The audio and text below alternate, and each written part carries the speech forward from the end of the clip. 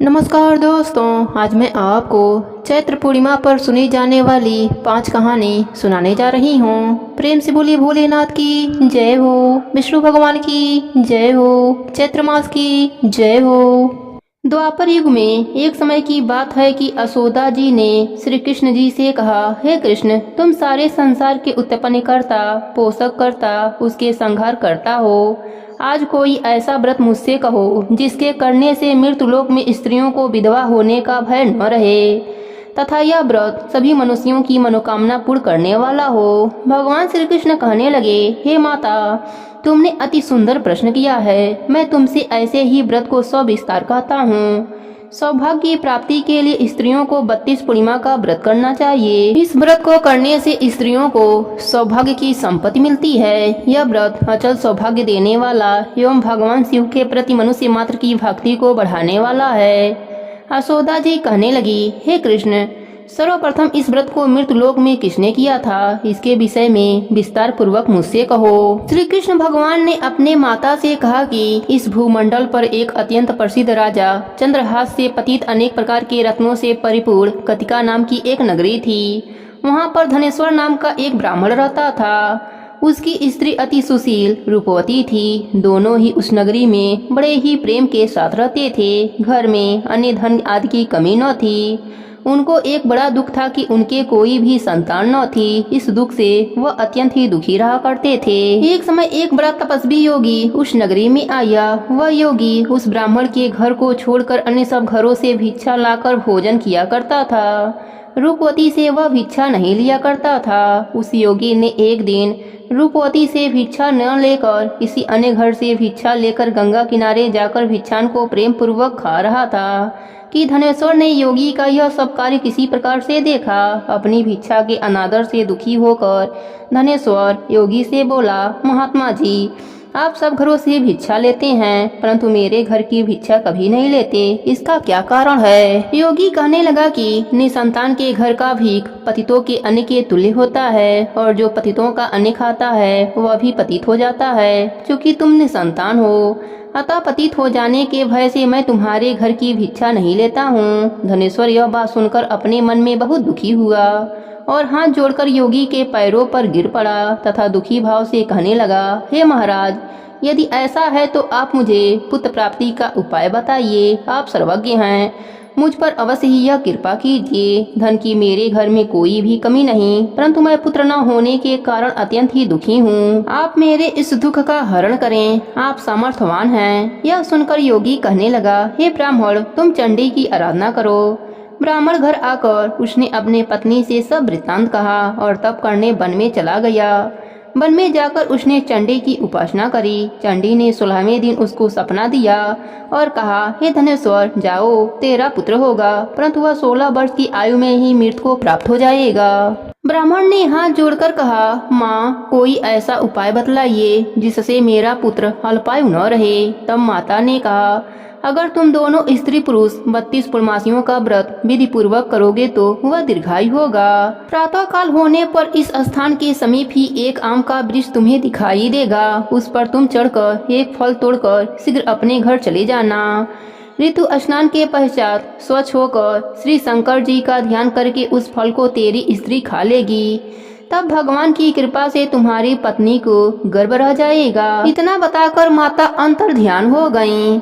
सुबह जब ब्राह्मण प्रातःकाल उठा तो उसने उस स्थान के पास ही एक आम का वृक्ष देखा जिस पर एक अत्यंत सुंदर आम का फल लगा हुआ था। उस ब्राह्मण ने उस आम के वृक्ष पर चढ़कर उस फल को तोड़ने का प्रयत्न किया, परंतु वृक्ष पर कई बार प्रयत्न करने पर भी वह न चढ़ पाया। तब उस ब्राह्मण को बहुत चिंता हुई और विघ्न विनायक श्री गणेश जी का वंदना करने लगा। हे दयानिधे, अपने भक्तों के विघ्नों का नाश करके उनके मंगल कार्य को करने वाले, दुष्टों का नाश करने वाले, रिद्धि सिद्धि को देने वाले, आप मुझ पर कृपा करें।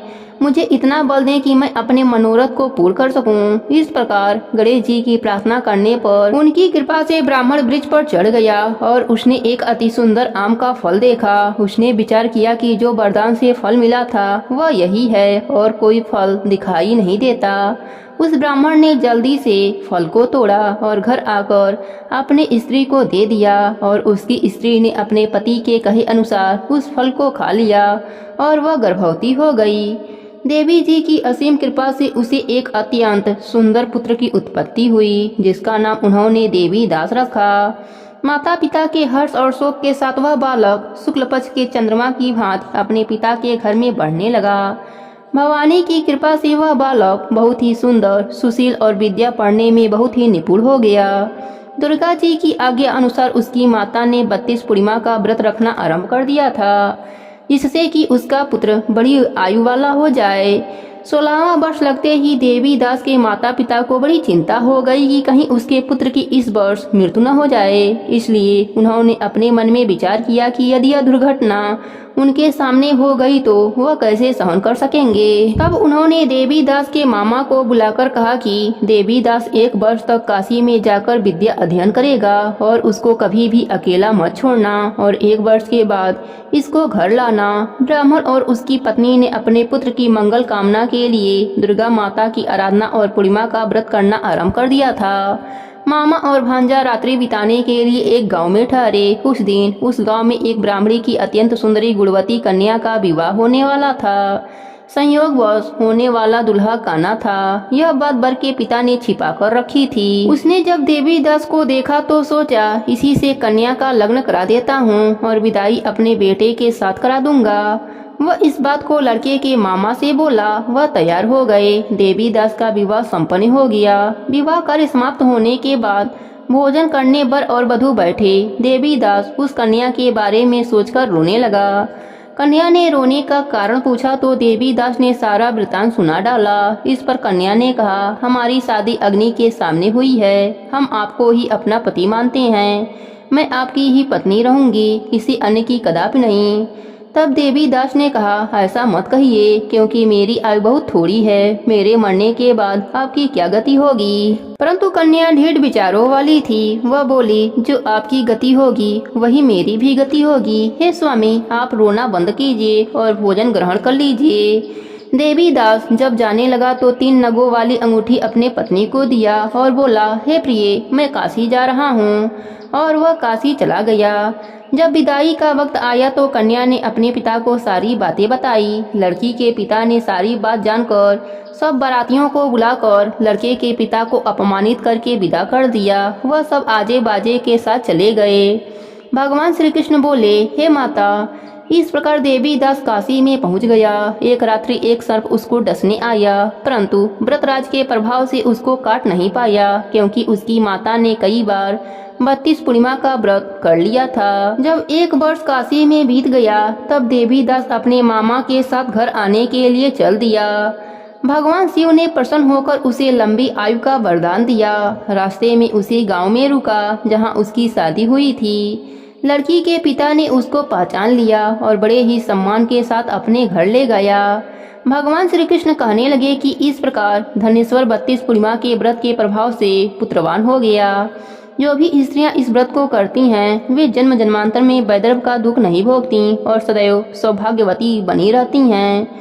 यह मेरा वचन है, इसमें कोई भी संदेह नहीं। यह व्रत पुत्र पौत्र को देने वाला तथा संपूर्ण मनोकामनाओं को पूर्ण करने वाला है। 32 पूर्णिमाओं के व्रत करने से व्रती की सब प्रकार की इच्छा भगवान शिव जी की कृपा से पूर्ण हो जाती है। हे भोलेनाथ, जैसे आपने धनेश्वर को पुत्र शोक होने नहीं दिया, वैसे ही अपने सभी भक्तों पर अपनी कृपा बनाए रखना।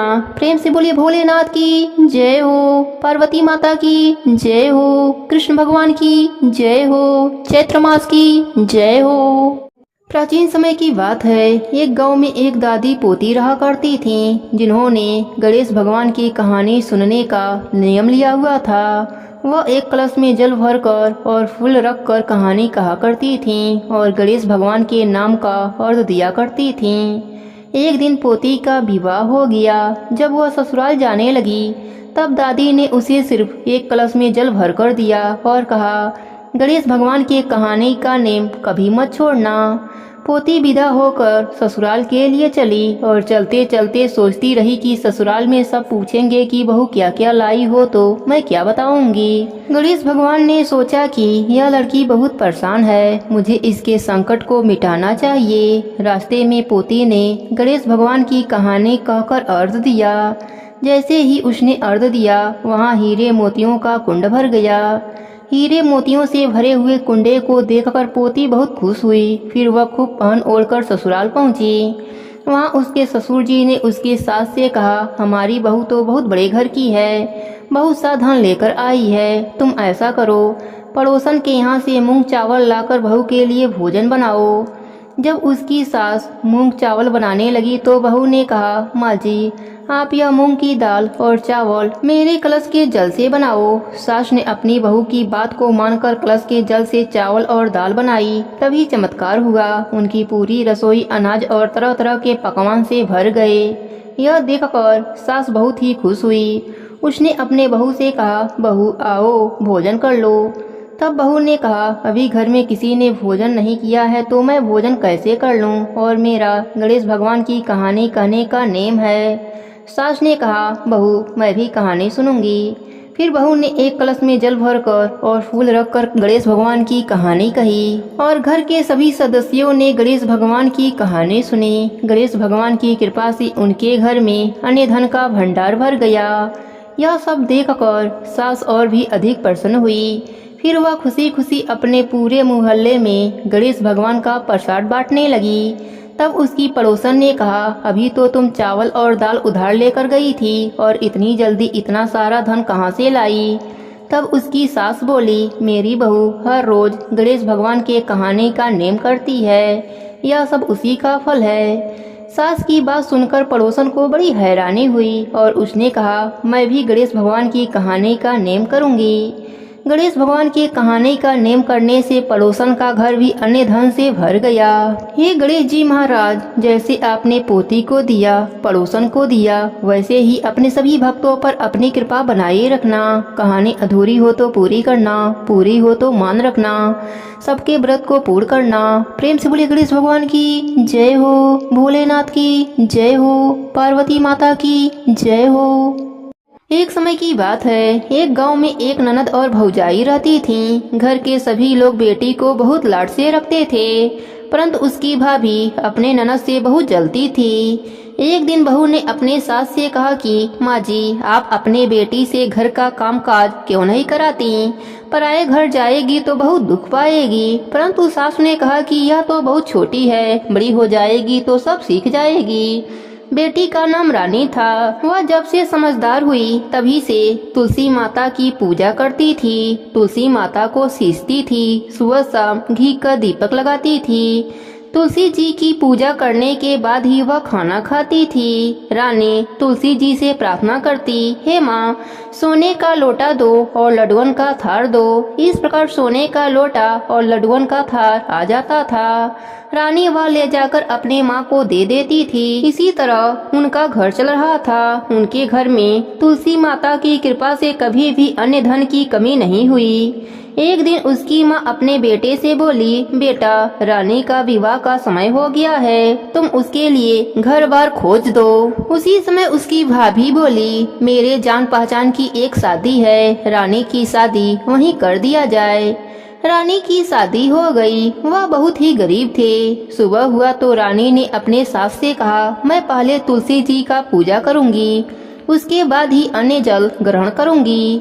सास बोली, हमारे यहाँ तो तुलसी का पौधा नहीं है। रानी को उसके ननद के साथ पड़ोस में लगी तुलसी के पौधे के पास भेज दिया। रानी ने तुलसी माता की पूजा करी और वही मांगा जो हमेशा मांगती थी, सोने के लोटे में जल दो और लड्डुअन का थार दो। दोनों चीजें उसके सामने आ गए। रानी ने वह लोटा और थाल पड़ोसन को दे दिया। पड़ोसन तो बहुत खुश हुई और कहा, बहू तुम रोज पूजा करने आया करो। जब वह दोनों घर आए तो ननद ने अपनी माँ को पूरी बात बता दी। सास गुस्से से बोली, अब देखती हूँ कि अब यह कैसे तुलसी पूजा करने पड़ोस में जाती है। सुबह रानी ने तुलसी पूजा के लिए कहा तो सास पहले से ही गुस्से में बैठी हुई थी। उसने कहा, कोई पूजा नहीं होगी, चलो काम पर लग जाओ। रानी बहुत दुखी हुई, उसने कुछ भी नहीं खाया। इसी तरह 4-5 दिन निकल गए और वह भूखी प्यासी ही रही। रात में तुलसी माता ने सपने में दर्शन दिया और बोली, बेटी तुम आजकल मुझे जल से क्यों नहीं सींचती हो, मेरी पूजा पाठ भी नहीं करती हो, दिया भी नहीं जलाती हो। तब रानी ने कहा, मेरे ससुराल में तुलसी का पौधा नहीं है तो मैं कैसे पूजा करूंगी। तब तुलसी माता ने कहा, उठो और घर के आंगन में देखो, वहाँ तुलसी का पौधा है। रानी जब सुबह उठी तो उसने देखा सच में आंगन में तुलसी का पौधा था और उनमें हीरे मोती लटक रहे थे। वह बहुत खुश हुई और पूजा की थाली लेकर आई। जल से तुलसी माता को सींचा, घी का दीपक जलाया, परिक्रमा करी और उसने कहा, हे माँ, सोने के लोटे में जल दो और लड्डुअन का थार दो। दोनों उसके आगे आ गए। बहू ने ले जाकर वह दोनों चीजें अपने सास को दे दिया। वह चकित होकर पूछने लगी, यह सब कहाँ से आया। तब बहू ने पूरी बात बताई। सास ने आंगन में जाकर देखा तो आंगन में तुलसी का पौधा जगमगा रहा था। सास को अपनी गलती पर बहुत शर्मिंदगी हुई। सास बहू से माफी मांगने लगी तो बहू ने कहा, माँ जी, उल्टी गंगा नहीं बहती, मैं आपके पाँव लगूंगी, आप तुलसी माता के पाँव लगिए। तब दोनों सास बहू और ननद रोज तुलसी जी की पूजा पाठ करने लगे, तुलसी सींचने लगे। तुलसी माता की कृपा से उनके घर में अन्न धन का भंडार भर गया।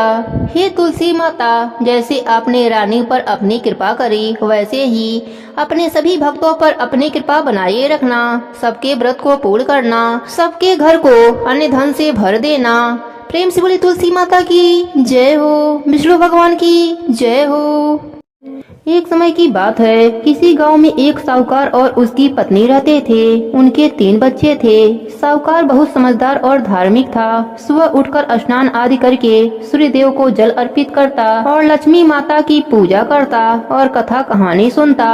जबकि साहूकारनी उसके विपरीत एवं आलसी महिला थी। ना तो सुबह जल्दी उठती, ना ही झाड़ू पोछा करती और ना ही खुद स्नान करती, ना ही बच्चों को स्नान कराती। साहूकार ने उसे कई बार समझाया कि ब्रह्म मुहूर्त में उठकर झाड़ू पोछा किया करो, स्नान आदि करके चौका किया करो, बच्चों को भी स्नान आदि कराया करो। देखो हमारा घर कितना गंदा रहता है। जिस घर में गंदगी होती है वहाँ कभी भी बरकत नहीं आती, अन्न धन की कमी लगी रहती है, अशांति छाई रहती है और माता लक्ष्मी की जगह दरिद्रता का वास रहता है। लेकिन साहूकारनी पर इन बातों का कोई भी असर नहीं होता। एक दिन शाम के समय घर का सामान खरीदने साहूकारनी जा रही थी। लक्ष्मी माता ने एक सुंदर महिला का रूप धरा और उसके पास आकर बोली, बहन, क्या तुम्हारी लालटेन की रोशनी से मुझे भी यहाँ रास्ता पार करा दोगी।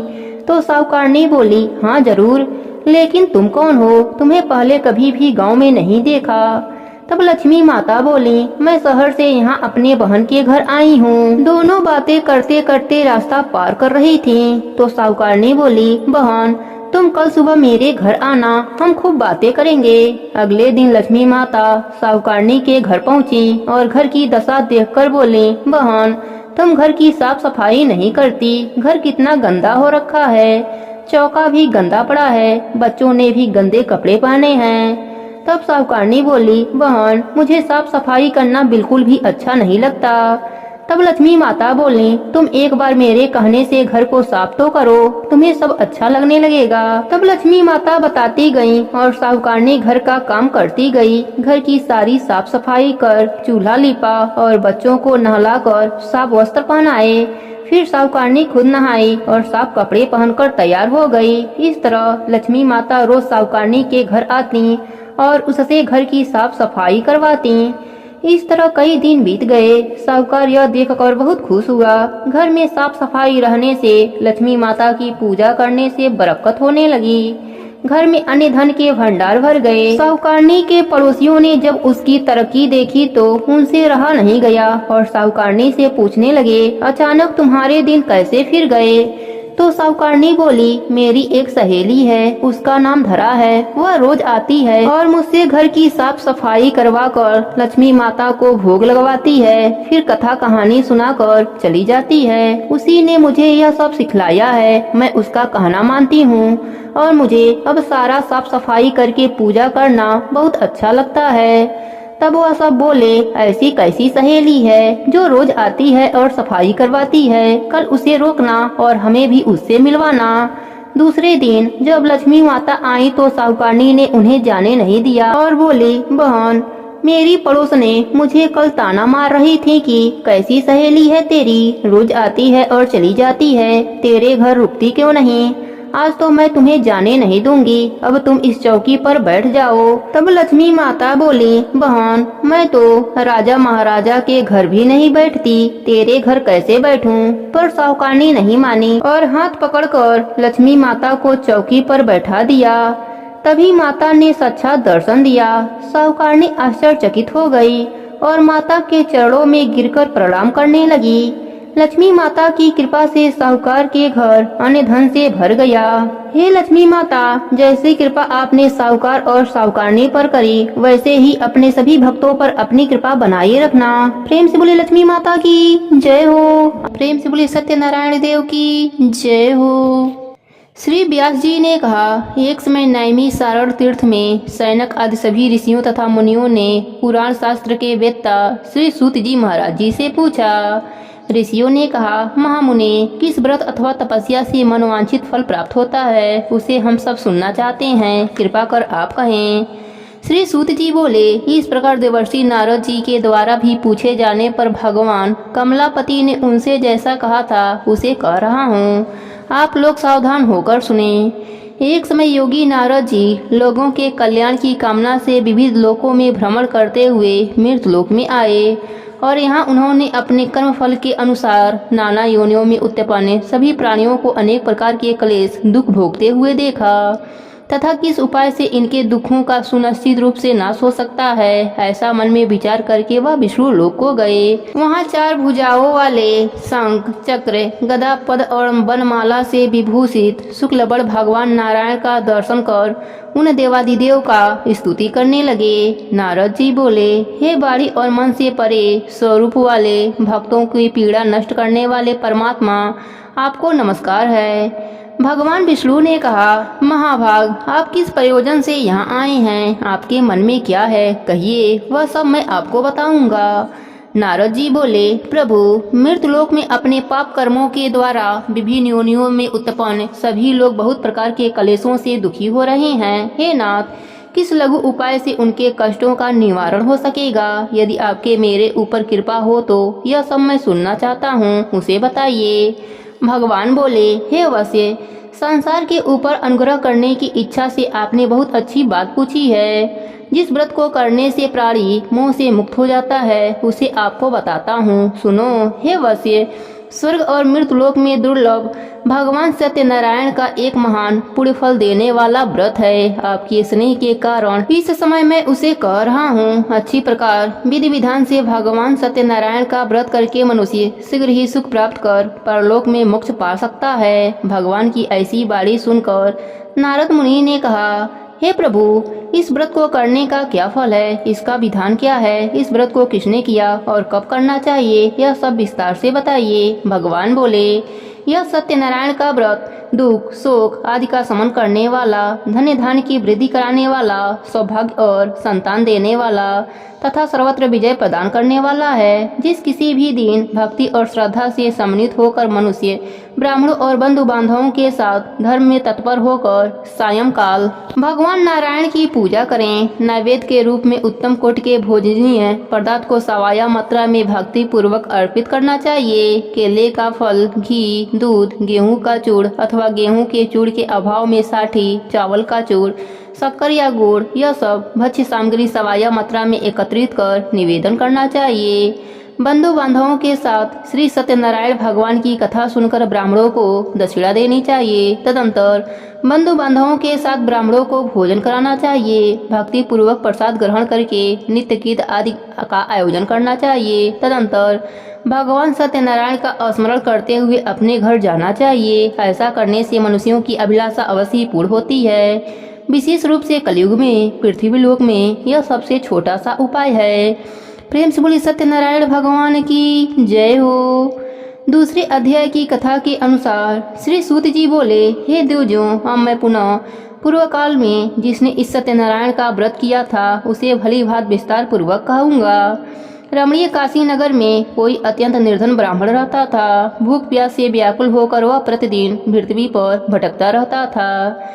ब्राह्मण प्रिय भगवान ने उस दुखी ब्राह्मण को देखकर वृद्ध ब्राह्मण का रूप धारण करके उस दीस से आदर पूर्वक पूछा, हे विप्र, प्रतिदिन अत्यंत दुखी होकर तुम किस लिए पृथ्वी पर भ्रमण करते हो? हे द्विश्रेष्ठ, यह सब बताओ, मैं सुनना चाहता हूँ। वह ब्राह्मण बोला, हे प्रभु, मैं अत्यंत दरिद्र ब्राह्मण हूँ और भिक्षा के लिए ही पृथ्वी पर घूमा करता हूँ।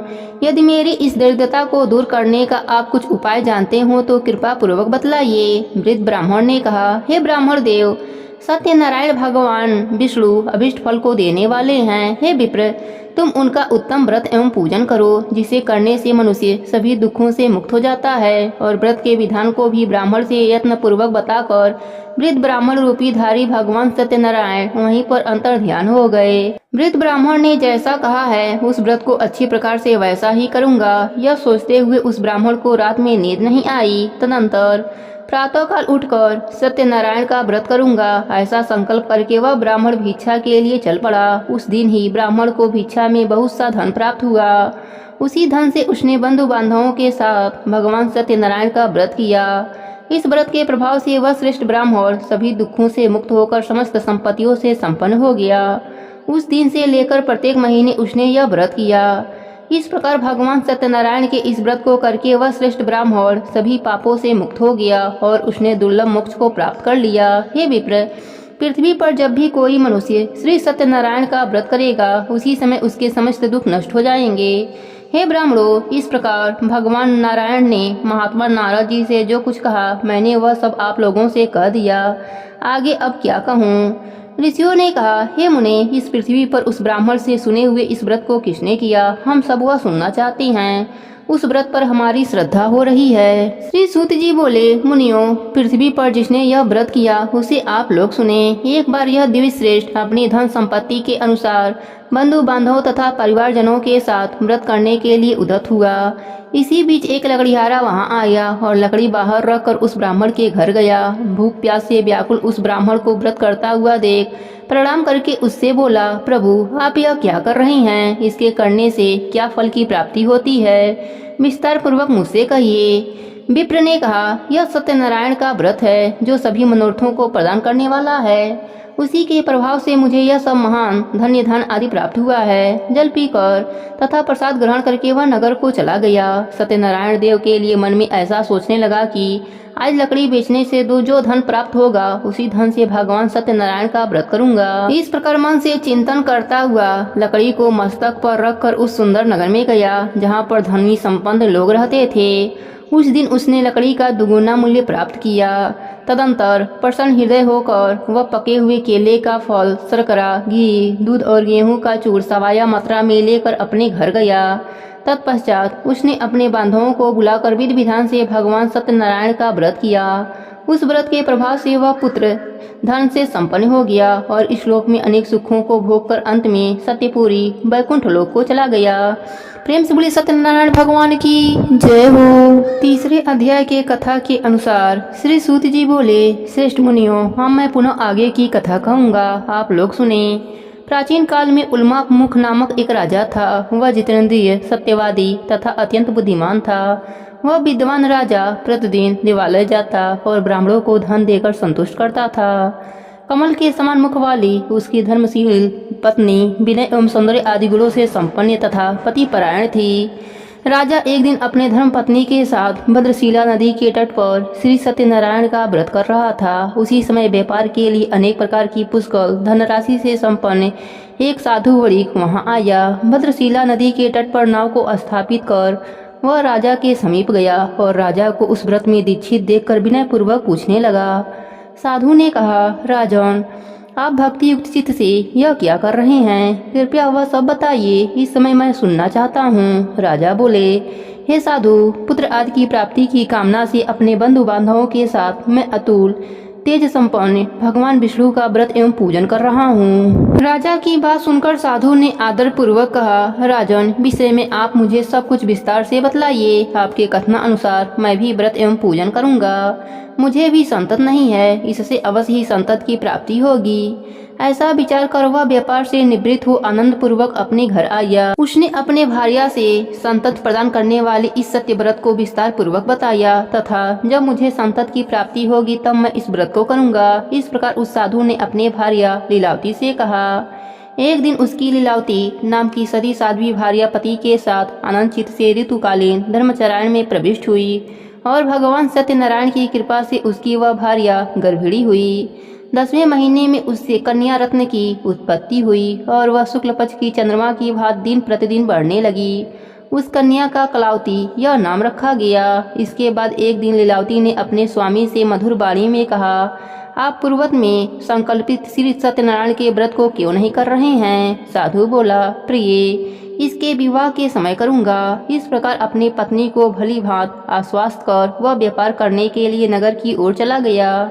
इधर कन्या कलावती पिता के घर में बढ़ने लगी। तदंतर धर्मज्ञ साधु ने नगर में सखियों के साथ क्रीड़ा करती हुई अपनी कन्या को विवाह योग्य देखकर आपस में मंत्रणा करके कन्या के विवाह के लिए श्रेष्ठ वर का अवशेषण करो, ऐसा दूत से कहकर शीघ्र ही उसे भेज दिया। उसकी आज्ञा प्राप्त करके दूत कांचन नामक नगर में गया और वहां से एक वणिक का पुत्र लेकर आया।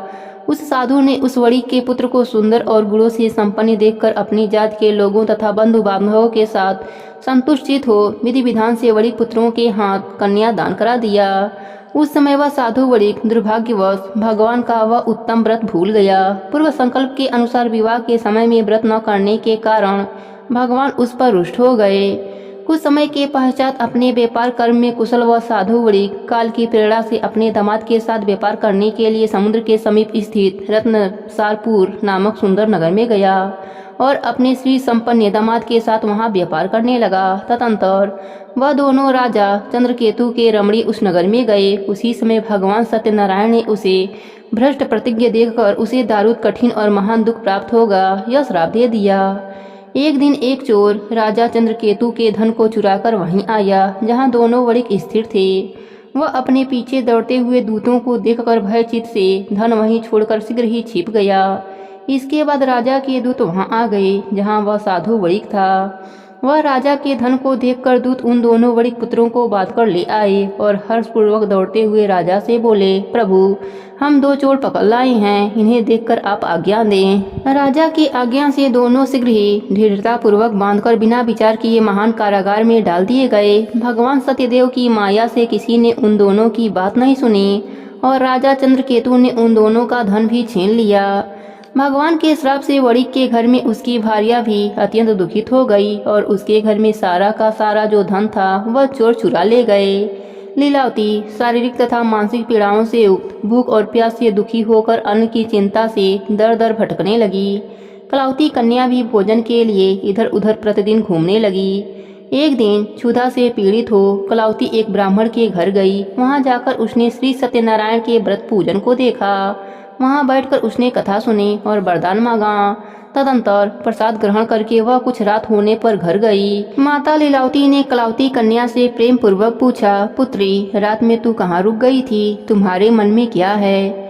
कलावती कन्या ने तुरंत माता से कहा, माँ, मैंने एक ब्राह्मण के घर में मनोरथ प्रदान करने वाला व्रत देखा है। कन्या की उस बात को सुनकर वह वणिक की भार्या व्रत करने को उद्यत हुई और प्रसन्न मन से उस साध्वी ने बंधु बांधवों के साथ भगवान श्री सत्यनारायण का व्रत किया तथा इस प्रकार प्रार्थना की, हे प्रभु, आप हमारे पति एवं जमाता के अपराधों को क्षमा करें, वह दोनों अपने घर शीघ्र आ जाएं। इस व्रत से भगवान सत्यनारायण पुनः संतुष्ट हो गए।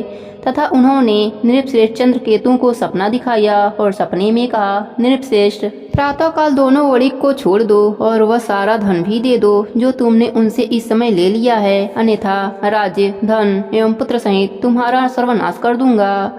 राजा से सपने में ऐसा कहकर भगवान सत्यनारायण अंतर्ध्यान हो गए।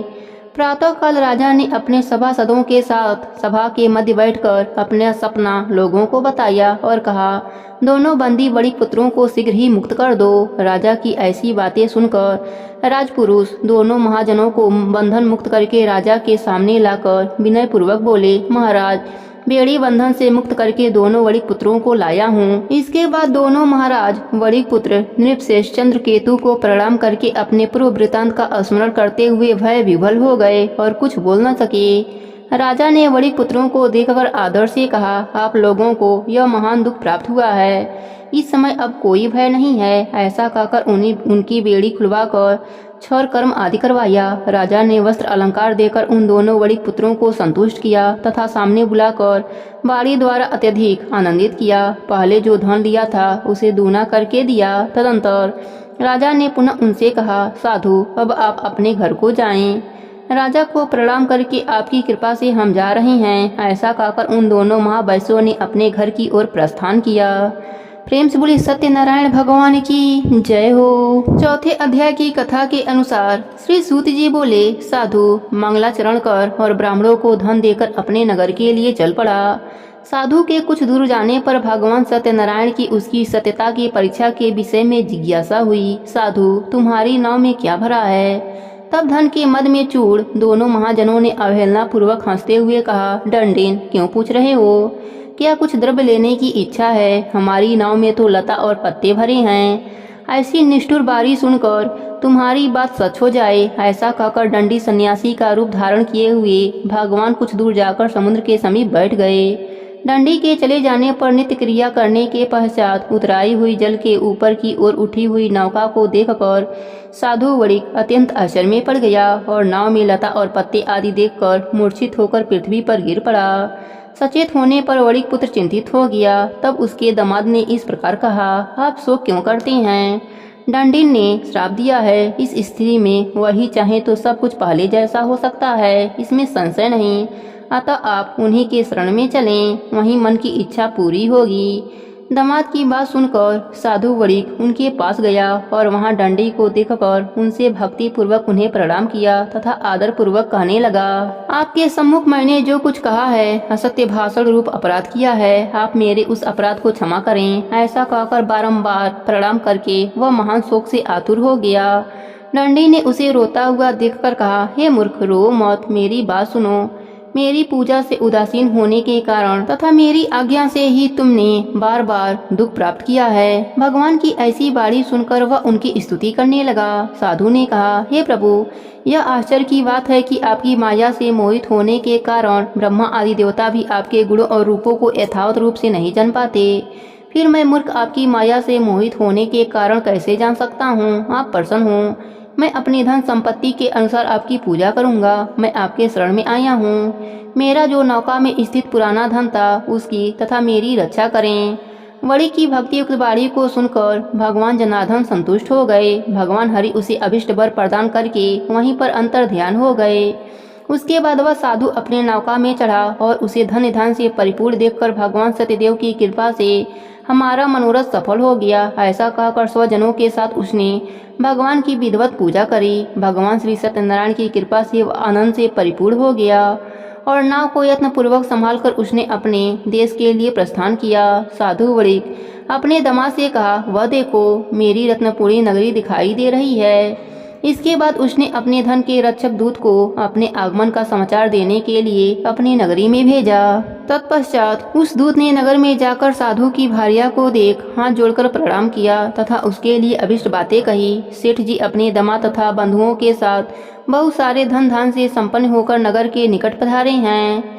दूत के मुख से यह बात सुनकर वह महान आनंद से विह्वल हो गई और उस साध्वी ने श्री सत्यनारायण की पूजा करके अपनी पुत्री से कहा, मैं साधु के दर्शन के लिए जा रही हूँ, तुम शीघ्र आ जाओ।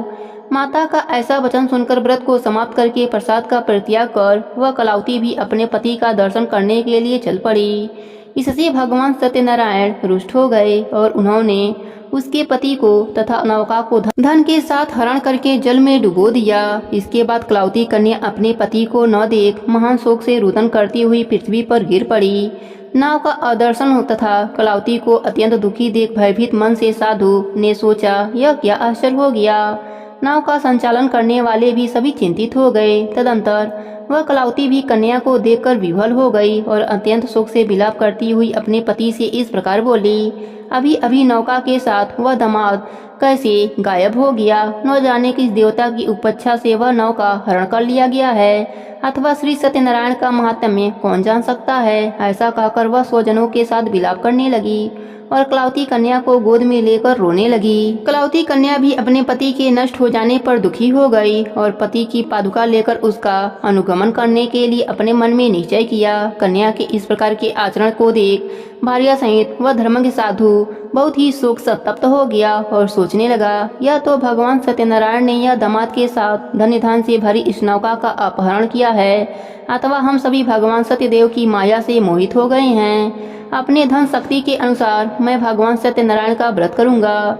सभी को बुलाकर इस प्रकार कहकर उसने अपने मन की इच्छा प्रकट करी और बारंबार भगवान सत्यदेव को दंडवत प्रणाम किया। इससे तीनों के परिपालक भगवान सत्यदेव प्रसन्न हो गए। भक्तवत्सल भगवान ने कृपा पूर्वक कहा, तुम्हारी कन्या प्रसाद छोड़कर अपने पति को देखने चली आई है। निश्चय ही इसी कारण उसका पति अदृश्य हो गया है। यदि घर जाकर प्रसाद ग्रहण करके वह पुनः आए तो हे साधु, तुम्हारी पुत्री पति को प्राप्त करेगी, इसमें संशय नहीं है।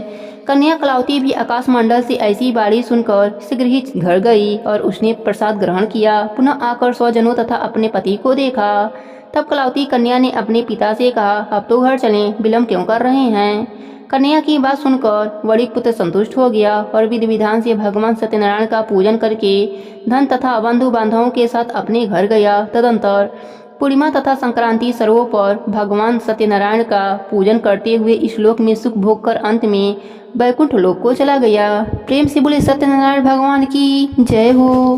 5वें अध्याय की कथा के अनुसार श्री सूत जी बोले, श्रेष्ठ मुनियों, अब इसके बाद मैं दूसरी कथा कहूँगा, आप लोग सुने। अपनी प्रजा का पालन करने में तत्पर तुंगध्वज नामक एक राजा था। उसने सत्यदेव के प्रसाद का परित्याग करके दुख प्राप्त किया।